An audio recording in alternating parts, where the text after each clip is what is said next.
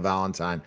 Mina, how are you? And I'm ready for this topic. You never thought what we figure out next. Drinking culture and the gin craze when London nearly pickled itself. Oh All right, yeah, so the topic is what made gin so explosively popular in the early Georgian era to the point it became cheaper than bread?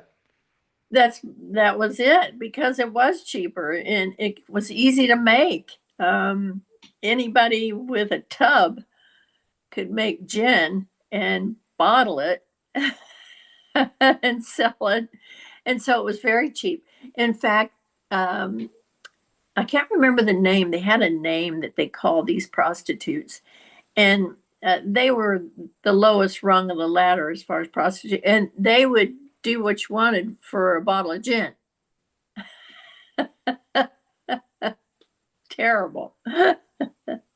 How did gin drinking affect the daily lives of the poor and the working class? Oh, it was terrible what they did to the poor because if you, they were stacked on top of each other, um, and there wasn't a lot of opportunities.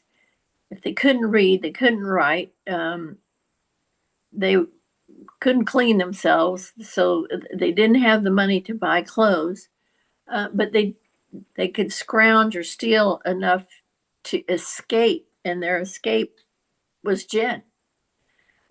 So it was bad. You know how we have this epidemic of drugs here in the United States with cocaine and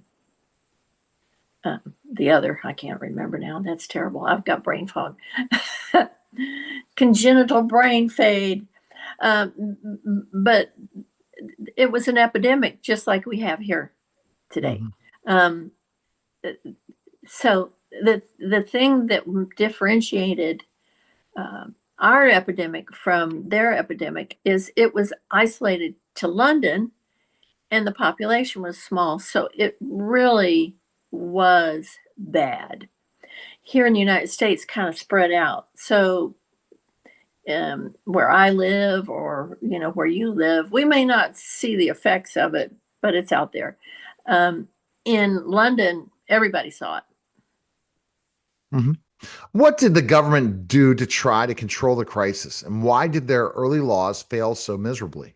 because their answer to everything was to arrest them or put them in a sanitarium, and that didn't work. They tried to raise the taxes on gin, um, and that didn't work because it was so easy to make. They could bootleg it, right? They called it Blue Ruin, but yeah, the government tried any number of things, but they weren't effective. They didn't have treatment programs like we do. Um, Yeah. Yeah. Wow. How did the gin craze shape London's reputation for vice, crime, and moral decay?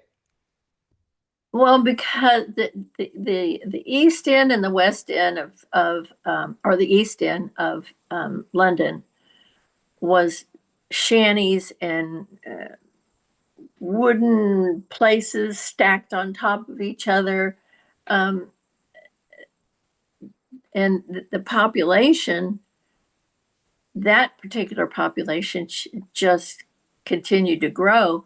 But the moral, they didn't have any means of support, so they stole things, and they robbed people. It wasn't safe to be in certain sections of town after dark, Mhm. because of basically because they wanted to steal for drugs or gin. Yeah. And they did had opium dens too. So there were a lot of people that were addicted to opium, and a lot of soldiers coming back from the war. What role did taverns, coffee houses, and private clubs play in broader Georgian drinking culture?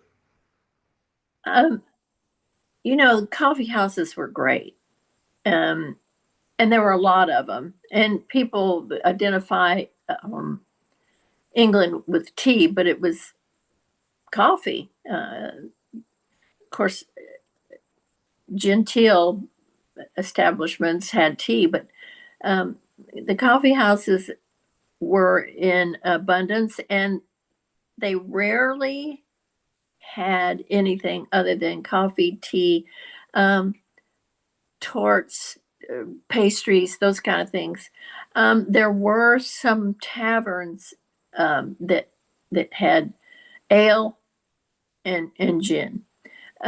Whiskey was expensive, so they might have it, but if they had it, it was cheap whiskey. Um, but coffee houses and tea houses kind of helped to turn things around for a lot of the population, not necessarily the poor. Right. How did the end of the gin craze reshape British society and shift public drinking toward something more controlled and respectable? I'm not sure because I'm not knowledgeable on how it ended as far as being popular.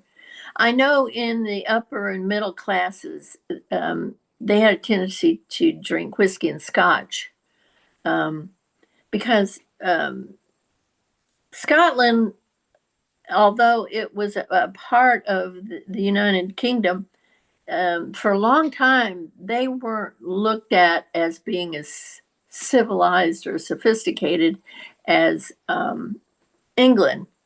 But slowly they started adopting a lot of their social habits, and one of them was Scotch. And once they discovered the value and appreciation for Scotch, they kind of moved away from the cheap stuff and had a better appreciation for Scotch and Scotch whiskey. But women of society never, maybe in private, at home with their husband, they might drink a little shot of whiskey, but in polite society, it was liqueurs. All right. The best place to go is minavalentine.com. Purchase her books, learn more about her, and we'll Yes, update you soon. please. We'll update you soon. Appreciate it, Mina. All right. Thank you so much.